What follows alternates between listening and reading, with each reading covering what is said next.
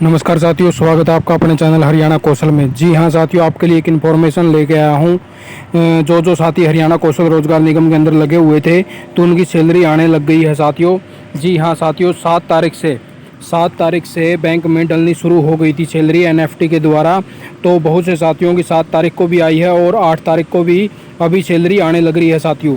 और ये सैलरी साथियों जो मई मंथ था उसकी सैलरी अभी डाली जा रही है। जो मई मंथ था साथियों तो उसकी सैलरी अभी डाली जा रही है। और जो जून है, जून की सैलरी साथियों 10 तारीख से लेकर 15 तारीख तक आपके अकाउंटों में आ पाएगी। क्योंकि बहुत से डिपार्टमेंट ने अभी भी अटेंडेंस नहीं भेजी है साथियों। जो अटेंडेंस है वो अभी तक डिपार्टमेंट के पास नहीं आई है, बहुत से डिपार्टमेंटों की। तो उनसे बोला जा रहा है बार बार कि आप अपनी अटेंडेंस को भिजवाइए। जितने भी आपके कर्मचारी लगे हुए हैं तो उनको बोला जा रहा है साथियों, कॉल के द्वारा बोला जा रहा है प्रत्येक डिपार्टमेंट को, जिससे उनकी सैलरी को टाइम पर डाला जा सके साथियों। तो ये देख लीजिए, मई की सैलरी अभी अकाउंटों में डलनी शुरू हो गई है। जिसकी मई तक की पेंडिंग थी, किसी की मई से पहले की अप्रैल की भी पेंडिंग थी और जिसकी मई की पेंडिंग थी, तो उन सभी की अकाउंटों में मई तक का क्लियर करने की हो रही है साथियों कि मई तक का क्लियर कर दिया जाए एक बार, और फिर जून को बाद में देखेंगे। तो एक बार तो जिसकी भी मई तक की रुकती है साथियों तो उनकी आ जाएगी जल्दी से जल्दी अभी, क्योंकि डलनी अकाउंटों में शुरू हो चुकी है। 2-4 ही डिपार्टमेंट ऐसे हैं जिन्होंने अभी तक अपना डाटा ही नहीं भेजा है साथियों, तो उनकी भी जल्दी आने की संभावना है। और जो जून रहता है ना साथियों, तो जून की सैलरी अभी आनी शुरू हो जाएगी। यानी कि आप ये मानिए कि 15 जुलाई तक ज़्यादातर क्लियर हो जाएगा रिकॉर्ड सारा। 15 मान के चल रहे हैं, ये भी 15 तक हम सभी का क्लियर कर देंगे। और जो रहता है साथियों आपका ईपीएफ नंबर और ईएसआईसी नंबर साथियों, नया टेंडर हो चुका है तो कंपनी लगी हुई है अलग से सभी का, जिसका टेंडर, जिसका ईपीएफ नंबर नहीं था, ईएसआईसी नंबर नहीं था, तो उनको प्रोवाइड करवाएंगे जल्दी से जल्दी साथियों।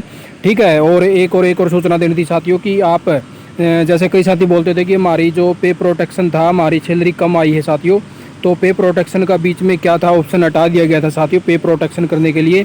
तो अभी आप दोबारा से अपना पे प्रोटेक्शन करवा सकते हैं। तो वो लिंक एक्टिव हो गया है पे प्रोटेक्शन वाला।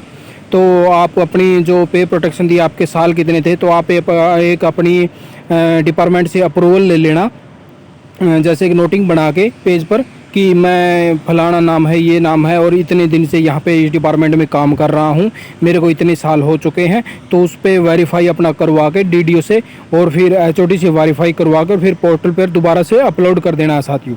जैसे पूरी डिटेल वहाँ पे पोर्टल पर फिल हो जाएगी। जैसे पे प्रोटेक्शन के ऑप्शन पर आप जाओगे तो वहाँ पर आपकी पूरी डिटेल मांगी जाएगी कि अब कि आप कब से ज्वाइनिंग थे, कितनी आपकी सैलरी थी, आपका ईपीएफ नंबर, आपकी सारी डिटेल मांग के।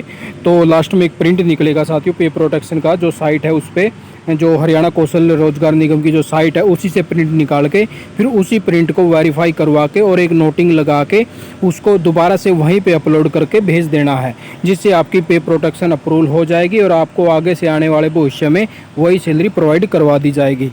तो जी हाँ साथियों, आप तक ये इन्फॉर्मेशन पहुँचानी थी, आपने वीडियो देखी और जैसे ही कोई नई इनपुट आती है तो हम आपको बताने की जरूर से जरूर कोशिश करेंगे साथियों। तो आपने वीडियो देखी, आपका बहुत बहुत धन्यवाद। आपका दिन शुभ हो।